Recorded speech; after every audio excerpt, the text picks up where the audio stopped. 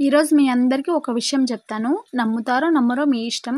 కానీ నిజమే చెప్తున్నా. ఏమైందంటే నిన్న ఈవినింగ్ నేను ఇంట్లో పని చేసుకుంటూ ఉంటే వీధిలో సమోసా వాళ్ళొచ్చారు.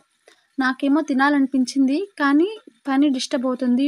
వెళ్ళే అవకాశం లేక వెళ్ళలేదనమాట. కానీ మనసులో అయితే తినాలని అనిపించింది. ఈవినింగ్ ఎప్పటిలాగానే మా వారు కాల్ చేసి ఏమైనా కావాలా అని అడిగారు. నేను ఏం వద్దని చెప్పాను. మనసులో తినాలని ఉన్నా వద్దని చెప్పేశాను. అది ఎందుకనేది నేను లాస్ట్‌లో చెప్తాను. కానీ ఆయన సమోసా తీసుకొచ్చారు ఇంటికి.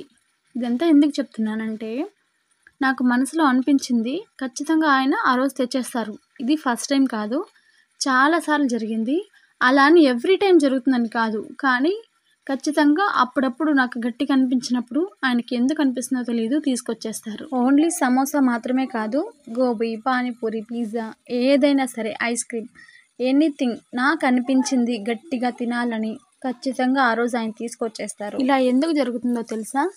ఒకరి మీద ఒకరికున్న ప్రేమ, నమ్మకం ఉంటేనే ఇలా ఖచ్చితంగా జరుగుతుంది. సో ఒక కపుల్కి నేను ఇచ్చే సజెషన్ ఏంటంటే, మన పార్ట్నర్ ఏం చేసినా అందులో నెగిటివ్ని కాకుండా పాజిటివ్ని తీసుకున్నారంటే ఖచ్చితంగా ఆ బంధం గట్టిపడుతుంది, నమ్మకం నిలబడుతుంది, అక్కడే ప్రేమ స్థిరంగా ఉంటుంది.